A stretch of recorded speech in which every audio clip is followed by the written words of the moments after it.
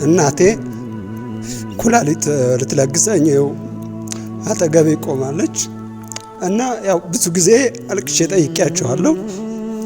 ካሁን በኋላ ግን ይሄ መጨረሻው ይሆናል ብዬ አስባለሁ። እንደምትረዱኝ በዚህ ጾም እንደምታስደስቱኝ እና ተማመናለሁ። ጀግና ደህም አይቲ ዝፍክን ጀግናት ይዘብነ አደራ ደህም እንደህን ዞም ይንኛት ያጅናለ እንደህን ያጅናለ አይሙት ጦስ ደህም ያለንህን ቃይጨር ደሙ እንደህን ጦስ ደህም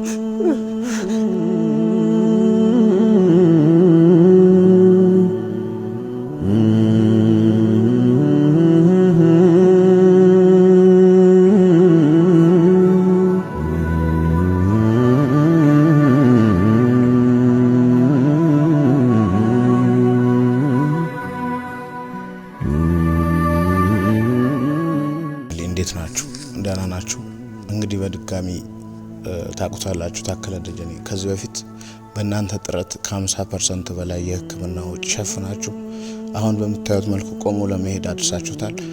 ሁላችሁም ባደረጋችሁት ጥረትና መረባረብ ለዚህ በቅቷል እና ቀሪውን ህይወቱን በእናንተ እጅ ነውና እናንተ እንድታደጉት ሁላችሁም ያቅማችሁ ድጋፍ እንድታረጉለት በፈጣሪ ስም እንጠይቃለን። እንኳን አደረሳችሁ በቅድሚያ እና ያው የልቡን ሰርጀሪ እንደተሰራው ታውቃላችሁ።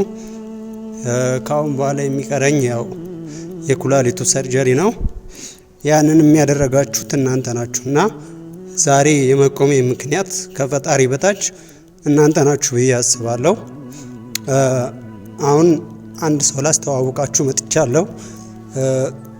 እናቴ ኩላሊት ልትለግሰኝ አጠገቤ ቆማለች እና ያው ብዙ ጊዜ አልቅሼ ጠይቄያቸዋለሁ። ካሁን በኋላ ግን ይሄ መጨረሻው ይሆናል ብዬ አስባለሁ።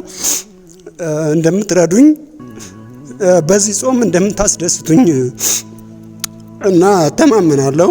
እናቴን ላስተዋውቃችሁ። መርደሙና ዞንት ይዘብነን ጀግና ደህማይቲ ዝብክም አትሙ ይዘነን ጭረስና ሰቢም አትም ይዘን ጭረሰም አትንግራ ግብት ባለነ እንደን ጦስደን ጀግና ደህም አይቲ ዝፍክን ጀግናት ይዘብነ አደራ ደህም እንደን ዞም ይንኛት ያጅናለ እንደህን ያጅናለ አይሙት ጦስ ደህም ያለንህን ቃይጨር ደሙ እንደህን ጦስ ደህም አትንግራ ግብት ባለነ ዘመድ ማስማዲን ግራ ገባንም አትንጭ ግራ ገባነ እርደሙና ይዲያዩ እርደሙና ጀግና ደህም አይቲ ዝፍክም ዞን ግራ ገባነ የኢትዮጵያ ሕዝብ ያናሞ የታክፍርክማው ድረስ በደም ኬርን ያለ ዚባይ አሁን ያለን እንቃጭ ያለን ንብረት አትንቃይ ፈጀነም በግላኪንግ በማኪም ያለን እንቃይ ቋም የውዘየኒ ሁሉም ይጭረሰም አሁን ያለህም በደም ተጃለ ባይ አሁን ደህንጭ ተማጽሙና ማለስም ማለቅናት በል መይዘን ወጅደህ መይዘን ሁሉም በደም ተባበሩና የኢትዮጵያ ሕዝብ አምጪ ነው። አሁን ማቴ መጨረሻ ደስ ይበክም አደስትሙና በደም ተጃለ ባይ አትላይሙና ከበራችሁ የዚህ የወንድማችን የቲክቶክ አባላት እንዲሁም የኢትዮጵያ ሕዝብ በውጭም በአገር ውስጥም የምትገኙ ኢትዮጵያውያን ይህንን ወንድሜን ህይወቱን ለመታደግ ብዙ ለፍታችኋል፣ ብዙ ጥራችኋል። አሁን ደግሞ የመጨረሻ ሐሳብ ነው የመጣ ነውና የልብ ሰርጀሪውን ተሰርቷል።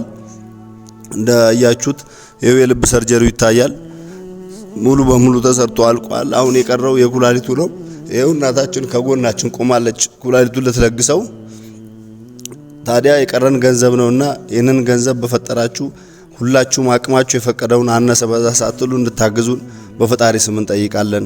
ከዚህ በፊትም ላደረጋችሁልንም ካሁን በኋላም ለምታደርጉልን ሁሉ ፈጣሪ ይስጥልን፣ ፈጣሪ ያክብርልን።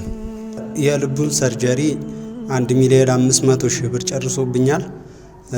የኩላሊቱ ግን እስከ 4 ሚሊዮን ብር እንደሚያስፈልግ ከውጭም ወረቀቱ መጥቶልኛል እና አሁን 1,600,000 ብር እጄ ላይ ያለ አሁን ቀሪው 2,500,000 ብር ነው እና እሱን ተባብራችሁ ሙሉልኝና ታክሜ እኔም ደግሞ ለምስጋና እንድመጣ ይርዳኝ እላለሁኝ።